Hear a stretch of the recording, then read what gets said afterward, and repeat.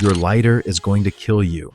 Not today, not in your kitchen, but the moment it actually matters, the moment the temperature drops below freezing and your hands are shaking and the wind is cutting sideways through the trees, that little plastic rectangle in your pocket will click and hiss and produce absolutely nothing. Butane stops vaporizing below 31 degrees Fahrenheit. That's a fact printed nowhere on the packaging. And in February of 1824, on the frozen slopes of the Wind River Range in what is now Wyoming, a mountain man named James Clyman found himself in exactly that situation, except he didn't have a lighter. He had two pieces of rock, a scrap of charred cloth, and knowledge so precise and so deep that it looks like magic to anyone who's forgotten it. He used that knowledge to save 2 lives, including his own. What he knew, you're about to know too. Picture James Clyman in the last hour of daylight. He's been out with William Sublette, hunting buffalo in the shadow of the Rockies. They brought one down, started butchering it in the cold, and didn't see the blizzard coming until it was already on top of them. The temperature drops. The wind goes from cold to savage. Snow begins driving sideways, finding every gap in their buckskin. Clyman does what any mountain man of his era does without thinking. He reaches into his bullet pouch, pulls out a C-shaped steel striker, a piece of flint, and a small fold of char cloth dark as ash. He strikes. The spark catches. They get a fire from sagebrush going, eat some of the raw buffalo, and breathe again. Then the wind tears the fire apart, scatters the embers into the dark, and the temperature keeps dropping through the night. By morning, Sublette can't move. Clyman tries again. Sublette crawls under the buffalo robe to keep his hands warm, their plan being that he'll emerge just long enough to strike the fire before the cold reaches his fingers. It doesn't work. Clyman recorded what happened next in his own journal, and these words have never been more honest or more frightening. Their hands, the moment they came out from under the robe and touched open air, went numb so fast they could not hold the flint and steel.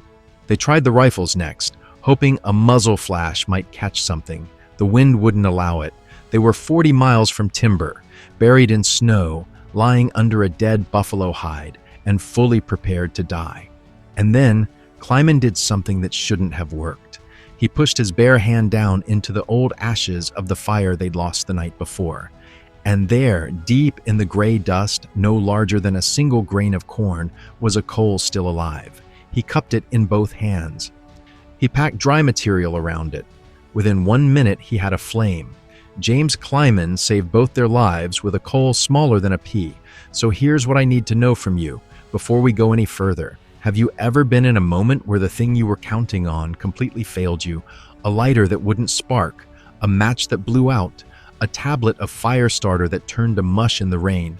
Drop it in the comments, because what you're about to discover will change how you see every fire you've ever built and every piece of survival gear you think is protecting you. Let's talk about what's in your pocket right now. Probably a Bic lighter or something like it. Maybe a box of matches in your bag. Modern, convenient, reliable. That's the story you've been sold. Here's the part that should make you angry. The people who make these products know exactly when they fail. Butane, the fuel in your standard lighter, has a boiling point of 31.1 degrees Fahrenheit. Below that temperature, the liquid in the tank cannot convert to gas. No gas, no flame. Just a spark that clicks in the dark. Strike it 100 times. Nothing. Matches are even more fragile.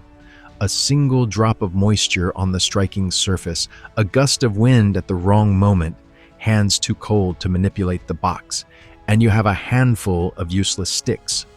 A Coleman camp match burns for about 10 seconds in ideal conditions. In a snowstorm, you don't get ideal conditions. Now contrast that against what James Clyman carried in his bullet pouch, a hand-forged steel striker, C-shaped, about 3 inches long, made of high-carbon steel, a piece of flint, chert or jasper, a small tin containing char cloth, which is cotton or linen that's been partially burned in a sealed container, turning it into pure carbon that glows rather than flares. When flint strikes steel, it doesn't just make a spark the way we think of sparks. It shears off microscopic particles of iron that spontaneously combust the moment they hit open air, burning at temperatures between 800 and 2,500 degrees Fahrenheit. Think about that. The spark from a butane lighter is a comparatively weak electrochemical event. The spark from flint and steel is a tiny piece of metal that is actually on fire. It lands on char cloth that ignites at around 480 degrees, well within reach, and begins to smolder. Not flare, smolder. Slowly and steadily and windproof. That smoldering coal then gets placed into what George Ruxton, a British officer who traveled with the mountain men in 1847 and documented everything he saw in his 1849 book, Life in the Far West, called a bird's nest. A handful of dry grass screwed into a nest shape. The coal goes in the center. The nest closes around it, and you wave it gently in the air to feed it oxygen. Within seconds, it erupts. That's the entire method. No batteries, no fuel, no subscription. And here's the most critical difference. Cold air does nothing to this system. The steel doesn't care if it's negative 40 degrees. The flint doesn't care. The char cloth, once lit, burns hotter with wind than without it. The same conditions that kill a butane lighter are the conditions this kit was specifically built to thrive in. Here's where it gets worse for the modern version. Your lighter doesn't just fail in the cold, it fails at the exact moment your hands are also failing. Doctors and physiologists have long understood how cold systematically destroys fine motor control. As your core temperature drops, your body pulls blood from your extremities to protect your organs. Your hands lose coordination first at a skin temperature of around 59 degrees Fahrenheit. At 46 degrees, the nerves essentially go quiet. At that point, you physically cannot manipulate small objects. You cannot work a lighter wheel. You cannot open a matchbox. And water conducts heat away from your skin 25 times faster than air. So, a person wet from snow can reach this threshold in minutes, not hours. This is the cruelest irony in all of wilderness survival. The colder you get, the less capable you become of performing the task that would warm you. Clyman understood this not in physiological terms, but through experience. His solution: keep your hands warm until the last possible second. Have everything prepared in advance so the exposure time is minimal, and always know the fallback.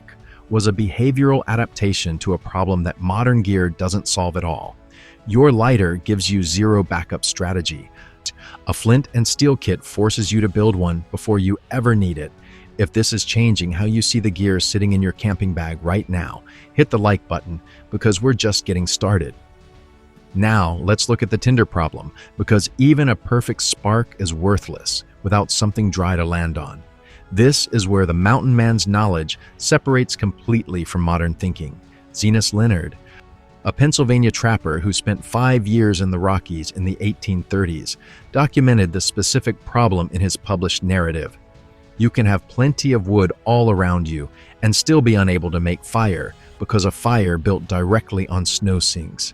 The heat melts the snowpack beneath the fire drops, the wet ground snuffs it, and you're back to nothing. Leonard described men spending tremendous effort just to keep an existing fire from drowning itself. The solution the mountain men used was a platform of green logs that don't burn easily, laid flat on the snow, with the actual fire built on top of them as a thermal barrier. Simple, zero cost, entirely absent from modern survival instruction. For tinder, the mountain men relied on materials chosen for one property above everything else. They stayed dry when everything around them was wet. The most reliable was fat wood, the resin-saturated heartwood found at the center of old dead pine stumps. Terpene, the primary component of turpentine, saturates that wood so completely that it becomes almost waterproof. You can split fat wood shavings off a soaking wet stump, pile them up, and catch them with a single spark. They were also looking for standing dead wood, not fallen timber lying in contact with wet ground, but trees that had died on their feet and been naturally wind-dried for years.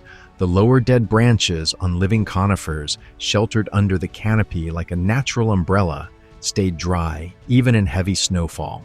Pick one of those branches, strip the inner bark, shred it to fibers, and you have tinder that will catch in conditions that would turn a box of matches to paste. They also carried, in their bullet pouches, amadou, a material processed from the hoof fungus Fomes fomentarius that grows on birch and beech trees. This fungus has been used as a spark catcher for at least 5,000 years. We know this because Ötzi, the Iceman, the man found preserved in alpine ice in 1991 and dated to roughly 3,300 BCE, was carrying it in his kit. The mountain men called it punk. Ruxton names it explicitly in his description of the fire-making process. A piece of dried amadou or punk catches a flint and steel spark with even less effort than charcloth, and it can be collected and carried indefinitely without degrading.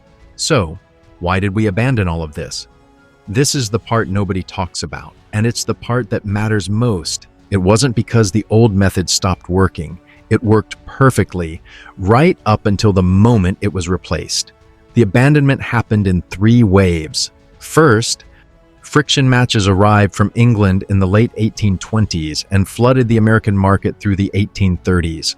They were faster, they required less skill.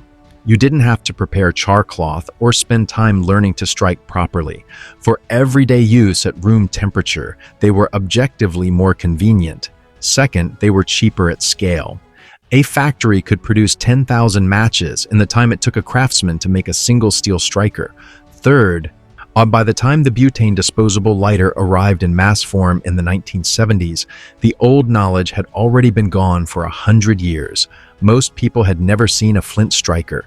The institutional memory had been replaced by a product, and the product was sold as permanent, reliable, and universal, which it is, at 68 degrees Fahrenheit indoors, out of the wind.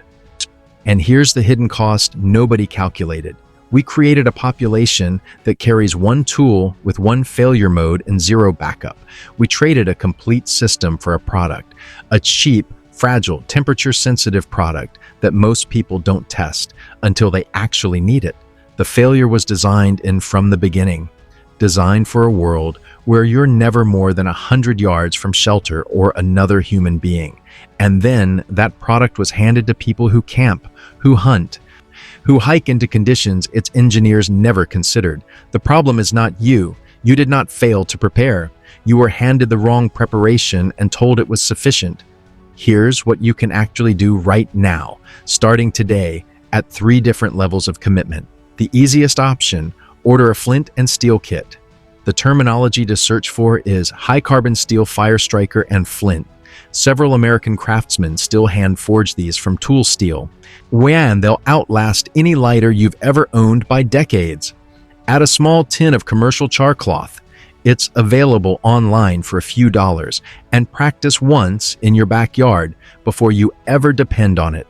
One practice session is all it takes to understand the angle and the motion. You're not learning a skill that takes years. You're learning a motion that took Clyman maybe 30 minutes to master when he was 16. The intermediate option, make your own charcloth. Let's take a small metal tin. An Altoids tin works perfectly. Punch a single small hole in the lid, put in squares of 100% cotton fabric, close it, and hold it over a fire for 5 minutes. Smoke will come out the hole. When the smoke stops, you're done. Let it cool without opening. What's inside is charcloth, carbonized fabric that will catch a spark and smolder for minutes at a time. It costs nothing. You can remake it anywhere you have fire. And it keeps indefinitely in a sealed tin. Pair it with a ferro rod, the modern descendant of the mountain man steel striker, producing sparks at 3,000 to 6,000 degrees Fahrenheit, and you have a fire kit that works at any temperature on Earth. The minimum option, if you're not ready to change your kit yet, at least do this. In any cold weather situation, store your lighter inside your clothing against your body, not in a jacket pocket or a pack. See, body heat keeps the butane warm enough to vaporize, and supplement it with a separate fire method. A ferro rod costs $8 and lasts for thousands of strikes. The ferro rod doesn't care about cold, it doesn't care about moisture. Strike it over a piece of dried bark or birch paper and it will throw a spark that reaches temperatures 1,000 times hotter than your Bix wheel. Have one. That's the floor. That's the absolute minimum that gives you a backup when the minimum fails. James Clyman was not primitive. He was not lucky. He was not some mythic figure operating by instinct in a world beyond our reach. He was a methodical, experienced man who understood exactly what cold does to fire, what cold does to hands, and what to do when every tool he had stopped working. He dug into cold ashes with bare fingers and found a coal smaller than a grain of corn because he knew it might be there and he knew what to do with it when it was. That's not legend. That's literacy, the kind of literacy the wilderness requires, written in patience and preparation and practice before the emergency arrives.